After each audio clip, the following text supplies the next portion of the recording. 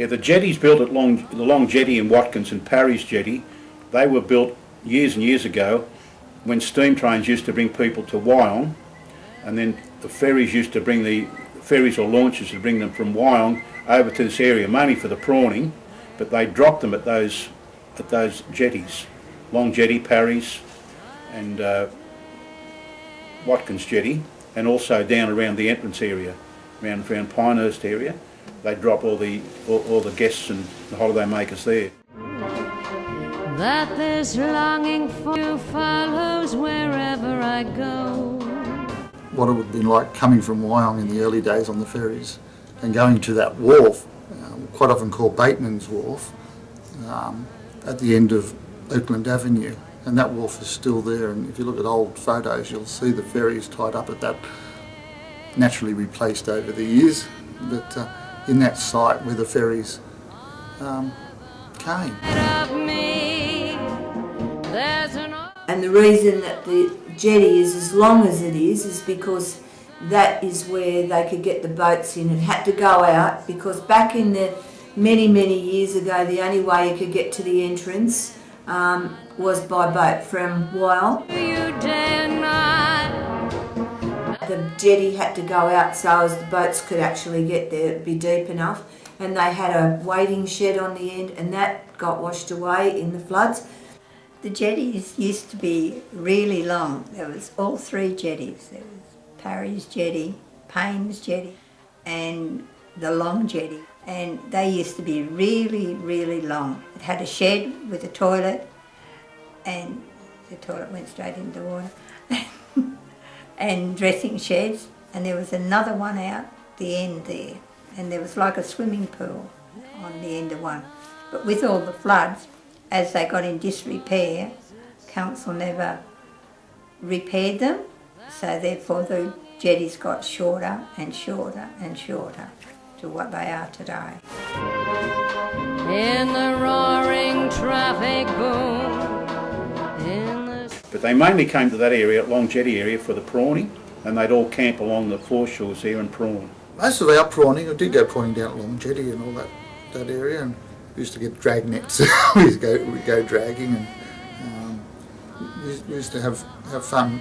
I did like to prawn more down the entrance channel, but many a time I've been in the entrance channel and you'd see a great giant conger eel come flying at you between your legs, and yeah, conger eels, and you'd see a sea snake, something rather. I caught a sea snake once in the you had to be careful of the fortescue because it was spiny, and if you ever get stung by the fortescue, you'd come up and nasty little fish. Yep. Yeah, and pelican itch. You used to rub yourself up with Vaseline or something so you wouldn't get pelican itch, especially around where you swim or your pants. Had nothing to do with pelicans. Yeah, Long Jetty in the late 40s, 50s was all sand based, and it ran out for probably about 100, 150 yards to where they called the step, which dropped off into the deeper water, and that was the main attraction of Long Jetty, was at night prawning in the season, and there'd be thousands down there with nets probably around about 25 to 30 foot long, prawning with lights, candles, torches and hurricane lamps, and it was a wonderful atmosphere and everyone catching a lot of prawns. Why is it so? There's always a lot of sailing boats on the lake, even speedboat races, but there was always sailing boats. My brother was a keen sailor. He took me out a few times and capsized me as many times as he took me out. There was aquatic clubs. There was lots to do with the lakes and the use of the lakes. We were always swimming in the lakes, prawning on the jetties. In the surf club I became an inspector, beach inspector, but we'd get calls to go to Long Jetty, and kiddies had fell off floats. They used to hire floats there, and kiddies had gone out too far and fell into the deeper water, and we lost about 2 or 3 young kiddies there for 2 or 3 years in a row until we put coloured paddles on the floats that they could nominate they couldn't swim, so they used to keep them in control. But we did lose 2 or 3 lives down there, young lives. One of the most popular attractions back in the days gone by were the the flats. Panes down at Long Jetty, and theirs were red with yellow, red and yellow. I do remember Long Jetty with the sand and all that sort of stuff, and everybody said how beautiful it was with the sand and all that in that particular spot, and I go, yeah, I remember all that. The lake had a plague, and I use the word plague, don't know what the right term is, of octopus. We used to go around and we'd see how many octopus we could grab and throw up on the jetty.